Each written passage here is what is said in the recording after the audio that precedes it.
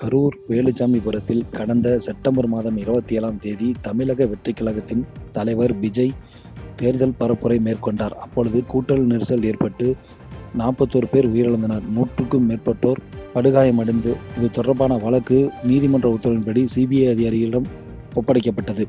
அதனைத் தொடர்ந்து கரூரில் முகாமிட்டுள்ள சிபிஐ அதிகாரிகள் சம்பவத்தில் உயிரிழந்தவர்களின் குடும்பத்தார், காயமடைந்தவர்கள், ஆம்புலன்ஸ் ஓட்டுநர்கள், போலீசார் மற்றும் தவேக நிர்வாகிகள் என பலரிடம் விசாரணை மேற்கொண்டனர்.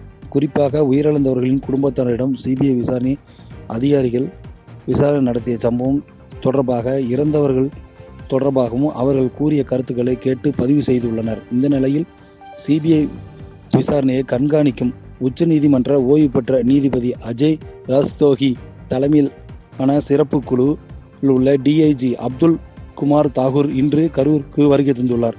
அவர் சிபிஐ அலுவலகத்திற்கு வந்து சிபிஐ அதிகாரிகள் மேற்கொண்ட ஆய்வுகளை பற்றியும் சம்பந்தம் நடைபெற்ற இடமான வேலுச்சாமிபுரத்திலும் அப்பகுதியில் பார்வையிட்டு தீவிர ஆய்வு செய்து வருகிறார்.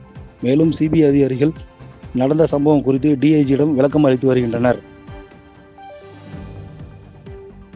செய்திகளை உடனுக்குடன் தெரிந்து கொள்ள கீழ்கண்ட கேபிள் மற்றும் டிடிஎச் நெட்வொர்க்குகளில் எம்நாடு செய்தி தொலைக்காட்சியை காணுங்கள். பாதகம் செய்பவரை கண்டால் நாம் பயம் கொள்ளலாகாது பாப்பா. மோதி மிதித்து விடு பாப்பா, அவர் முகத்தில் உமிழ்ந்து விடு பாப்பா.